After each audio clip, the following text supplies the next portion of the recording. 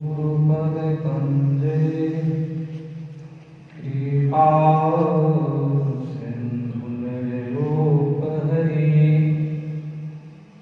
महामोहतमपुञ्जे जासुवचन रवि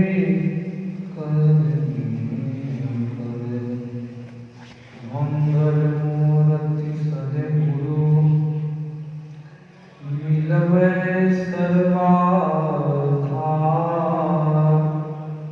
मंगलमय मंगल पुरन दिनो बारंबार।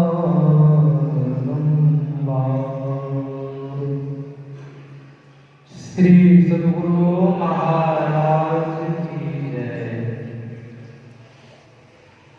परमाराध्य आराध्य जी के श्री जुगल चरणों में कोटि नमन।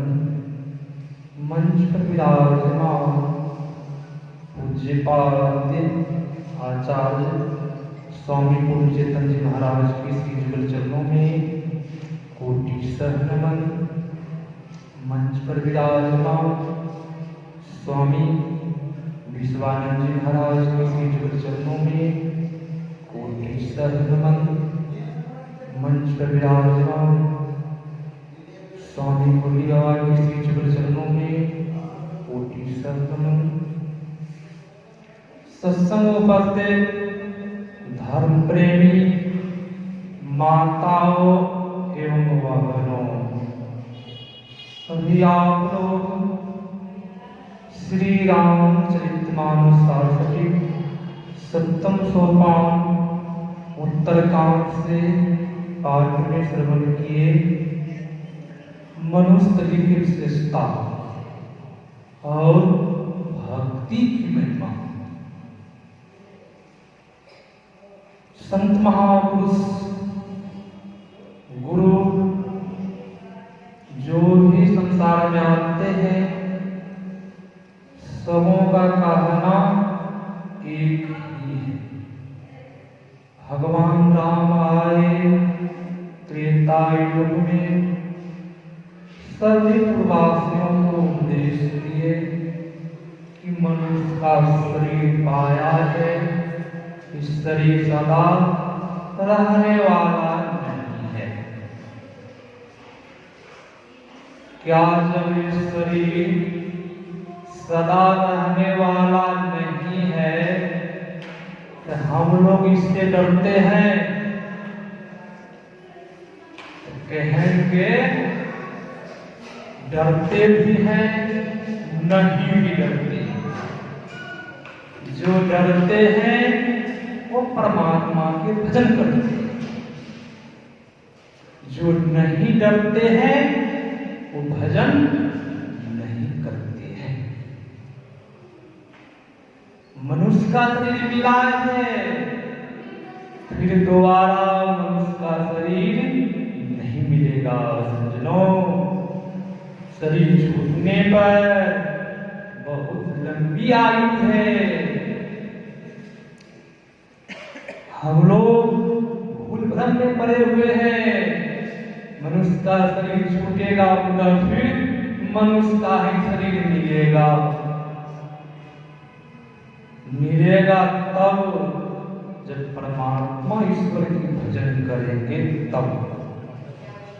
परमाराध्य आराध्य जी कहने की बात की, जो नित्य सत्संग ध्यान करते हैं उनका शरीर छूटने पर फिर उनको मनुष्य का ही शरीर मिलेगा। संत कबीर सागर जी महाराज कहते हैं, भक्ति विज से नहीं जो जुग जाए, नीचे ऊंच घर जन्म ले तो संत के संत।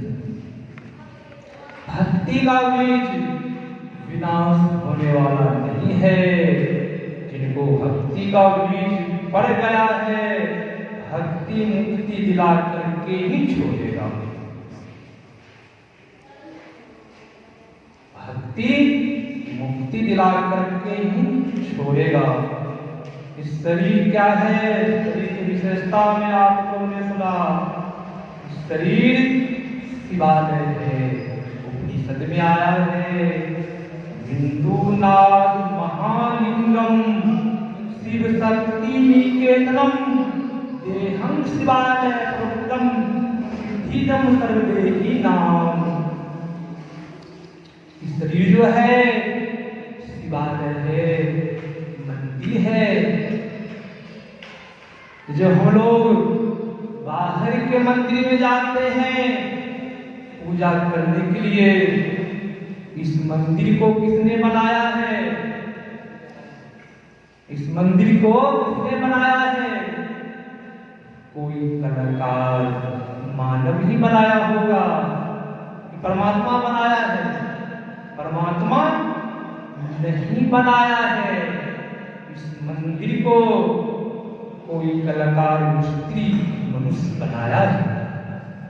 इस मंदिर में पत्थर की मूर्ति स्थापना की जाती है,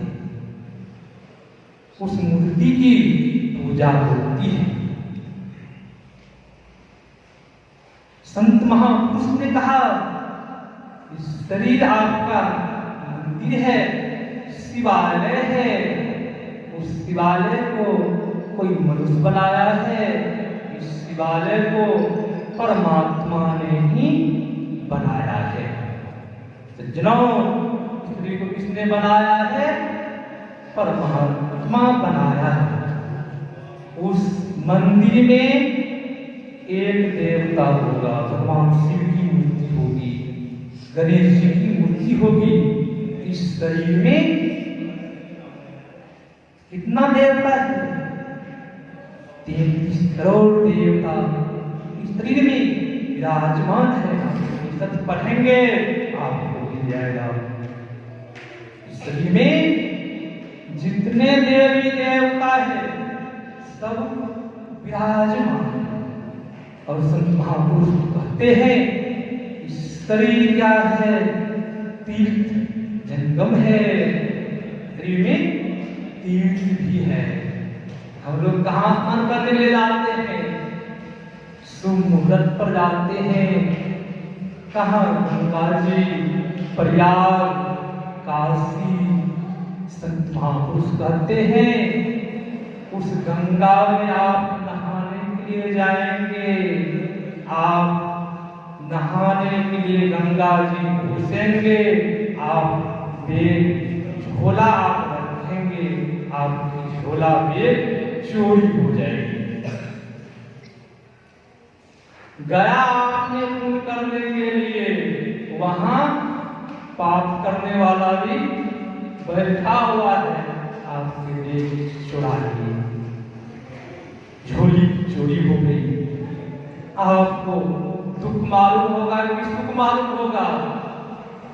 दुख मालूम होगा, क्योंकि आपके जेब में पैसा रुपया। आपको दुख मालूम होगा, कष्ट मालूम होगा। संत महापुरुष ने कहा जब आपने इस तीर्थ में जब स्नान करोगे आपका सब पाप कर्म क्षय हो जाएगा। उस तीर्थ में स्नान करने से आपका शरीर पवित्र होगा। इस तीर्थ में स्नान करने से आपका मन पवित्र होगा, मन शुद्ध होगा, और जो भी पाप कर्म है सब क्षय हो जाएगा। फिर संत महापुरुष कहते हैं इस शरीर में सब विद्याएं हैं, सब भाषाएं हैं इस शरीर में। तो सब विद्याएं प्राप्त कैसे होगी, इसको कैसे पाएंगे? तो संतों ने कहते हैं कि आपको उस विद्या को पाने के लिए आपको युक्ति जाननी होगी, फिर पुनः अंदर में चलना पड़ेगा। इस तरह हम बाहर में कहीं सफर करना होता है तो मोटरसाइकिल से चलते हैं, जिनके पास 4 व्हीलर है तो 4 व्हीलर से जब सफर करते हैं, तो इस अंदर में कौन सा 4 व्हीलर से हम सफर करेंगे, कौन सा मोटरसाइकिल से सफर करेंगे। तो इस शरीर के अंदर आपको कोई मोटरसाइकिल की जरूरत नहीं है, 4 व्हीलर की कोई जरूरत नहीं है। इस शरीर के अंदर आप जो कहेंगे गुरु, जो मंत्र आपको बताएंगे, उस मंत्र का जब करेंगे, सुमरन करेंगे, तब आपका बाहर में जो गाड़ी चलती है, आप सोचिएगा दृढ़तापूर्वक जब आप मंत्र का जप करेंगे तो आप सोचिएगा अंदर में गाड़ी चल रही है। जब आपका मन कहीं नहीं भागेगा, जब आपको ध्यान स्मरण करने में नींद आवे, आलस आवे, तो आप सोचिए मेरे सिर पर पापों की बोझा रखा हुआ है, इसीलिए भजन सुमरन में नींद आ रही है, आलस आ रहा है। सत्संग हो रहा है, कथा हो रही है, आपको जाने का नहीं मन कर रहा है, तो सोचिए वो पाप जो है वही जाने के लिए नहीं दे रहा है। जब आपको सत्संग में जाने का मन करे, आलस नहीं आवे, नींद नहीं आवे, तो आप सोचिए मेरा पुण्य का उदय हो गया है, पुण्य का उदय हो गया है, पापों की बोझा से उतर गया है। ये शरीर क्या है? तो शिवालय है। इस शरीर में भगवान शिव रहते हैं, माता पार्वती रहती है। फिर बात यहाँ आएगी कि दर्शन क्यों नहीं हो रहा है। बात यहाँ ये भी आएगी कि जब सब रह रहे हैं तो फिर दर्शन क्यों नहीं हो रहा है। आपने बैठ के लाइन में मांस दे दीजिए, बैल 7 दिन का भूखा है, वो मांस नहीं खाएगा। गौ के लाइन में आपने मांस दे दीजिए, गौ मांस नहीं खाएगी। भैंस के लाइन में दे दीजिए, भैंस 7 दिन के भूखी रहेगी, वो मांस नहीं खाएगी। शराब दे दीजिए, शराब नहीं पिएगी। बैल को दे दीजिए शराब, बैल शराब नहीं पिएगा। या घोड़ा को दे दीजिए, वो भी नहीं पिएगा। शिखर गुटखा दे दीजिए, क्या शिखर गुटखा को खाना चाहिए?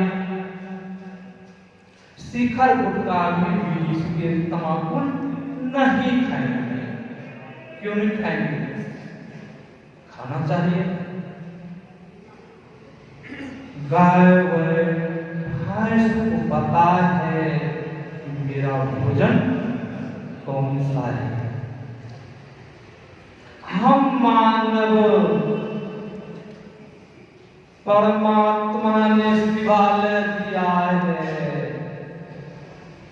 इस शिवालय मंदिर में क्या सब डालते हैं?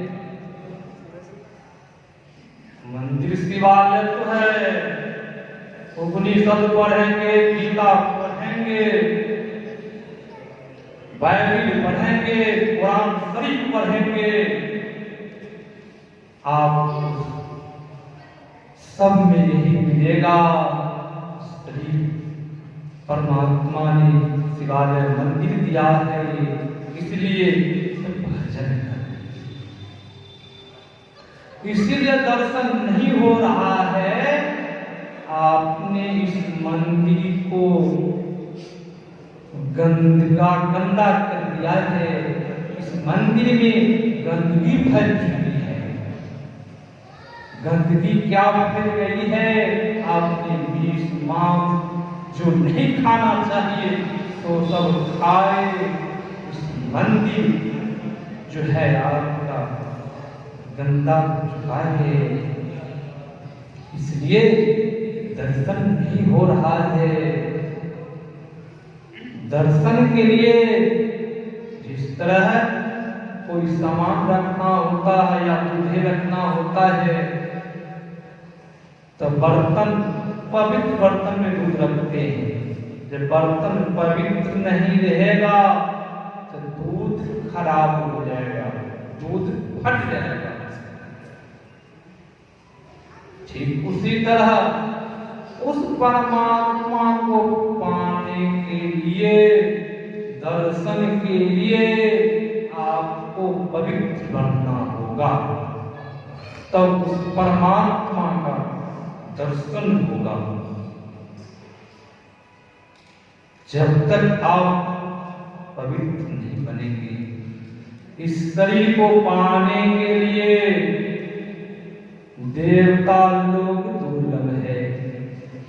बड़े भागी मनस तान पावा, सुर दूर लाभ सबे ग्रंथ गावा। साधन धाम मोक्ष कैल द्वारा, पाइन जेहि परे लोक सवारा।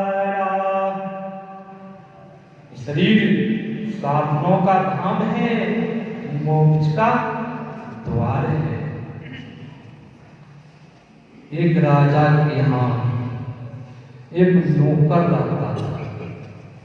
नौकर बहुत दिन से राजदरबार में रहता था। राजा को दया आ गई कि बेचारे हमारे यहाँ बहुत दिन से काम करता है, ऐसा किया जाए, इसको एक सोना का पात्र है, उनको दे दिया जाए। राजा को दया आई।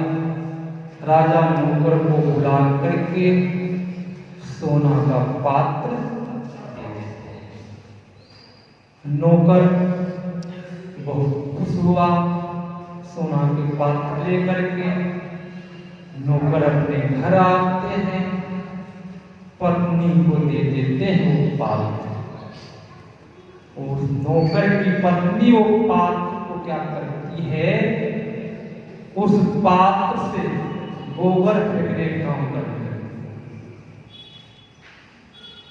राजा तो इस सोच के सोने के पात्र दिया कि चलो बहुत दिन से नौकरी जा रहा है, सोने के पात्र को दे देता हूँ, बढ़िया से अपना जीवन जीविका चलाएगा, घर मकान बनाएगा। नौकर ने पात्र लाया, पत्नी को दिए, उस पात्र से गोबर फेंकने का काम चालू कर दिया। कुछ दिन बीतने के बाद राजा पुनः फिर नौकर को बुलाते, नौकर से पूछते हैं, तुमको जो हम सोना का पात्र दिया था, उस पात्र से तुमने क्या सब किया? कहाँ है वो पात्र? तो नौकर कहता है, उस पात्र से मेरी पत्नी गोबर फेंक दी। राजा को होने बड़ा दुख हुआ, अरे मैंने सोना का पात्र दिया इनको, घर मकान बनाता, सही से जीवन यापन करता, ये पात्र से इसने क्या गोबर फेंक रहा है? राजा ने कहा, ठीक है, कल तुम वो पात्र को लेकर के आना। नौकर आते हैं, पत्नी से कहते हैं, राजा साहब पात्र को मंगाए। नौकर पात्र लेके राज दरबार जाते हैं। राजा ने क्या किया, पात्र को रख लेते हैं। 5-10 हजार रुपया नौकर को दे देते। नौकर बड़ा खुश हुआ।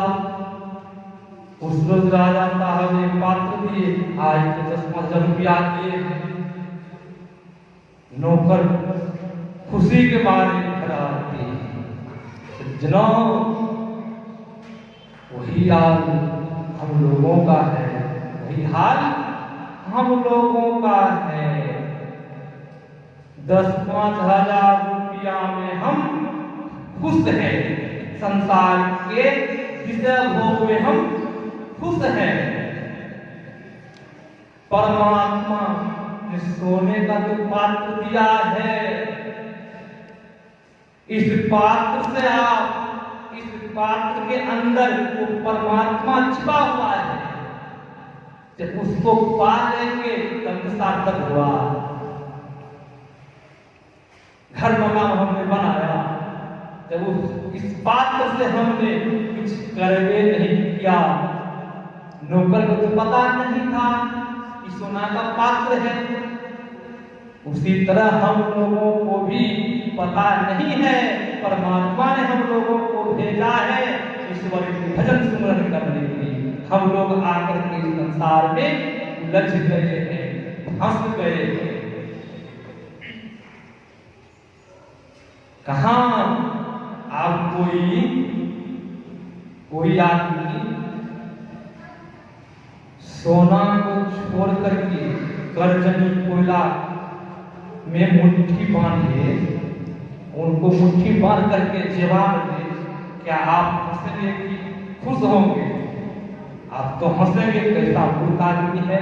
सोना बगल में है, करजनी कोयला मुट्ठी बांध करके ले रहा है। आप लोग उनको मूर्ख पागल कहेंगे। ठीक उसी तरह हम लोग अमृत को छोड़ करके विषय रूपी जहर के पान करते, विषय रूपी जहर को पी रहे हैं। विष का क्या काम है? विष का क्या काम है? विष किसी को पिला दिया जाए, क्या होगा? सुबह होते होते घंटी बज जाएगी, राम राम सत्य हो जाएगा, शमशान पहुंचा देंगे। अमृत किसी को पिला दिया जाए, अंबर हो जाए। अमृत में वो गुण होता है, वो अंबर कर देता है। विष में वो गुण होता है, वो मार डालता है। अमृत क्या है? संत की वाणियां, प्रवचन क्या है?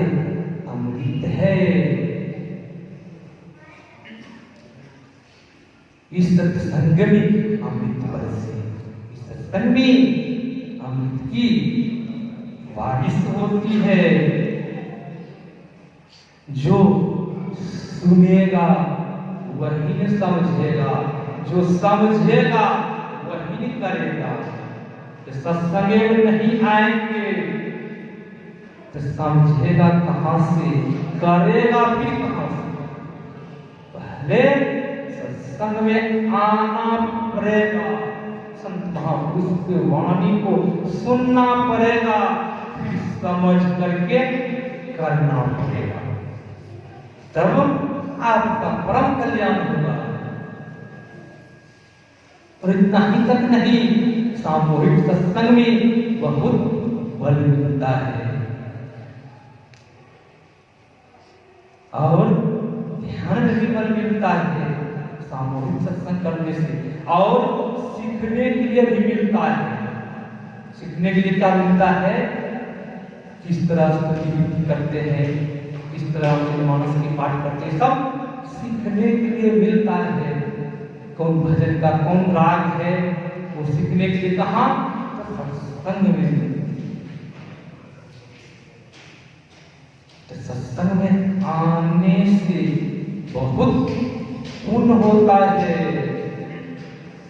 जो पुण्य आत्मा है वही सत्संग में आ सकते हैं, जो पाप आत्मा है वो सत्संग में कभी नहीं आ सकता। पुण्य पुंज बिनु मिलहि न संता, सत्य संगति संस्कृत जानता। हम लोगों के ऊपर पाप रूपी बोझा नहीं है। पाप रूपी बोझा रहता तो हम लोग सत्संग में नहीं आते। पाप रूपी बोझा नहीं है, वो उतर चुका है। हम लोग उन आत्मा बन गए हैं, इसीलिए सत्संग में आए। सबों का नसीब नहीं होता है कि हम जाके सत्संग सुने, संत महापुरुष का दर्शन करें। लोग भाग्यशाली हैं। और इतना ही तक नहीं, हमारे गुरु महाराज जी कहने की बात की है, नित्य प्रति सत्संग कर ले प्यारा, तेरा कार्य सरे सारा। सत्संग जब करते रहेंगे, आपके अंदर जो जो इच्छा होगी, इच्छा की पूर्ति होती जाएगी। हम लोग बर्भागी हैं, सत्संग करते थे। यदि आप लोगों की सेवा में मैंने सुनाया, श्री सद्गुरु महाराज की जय।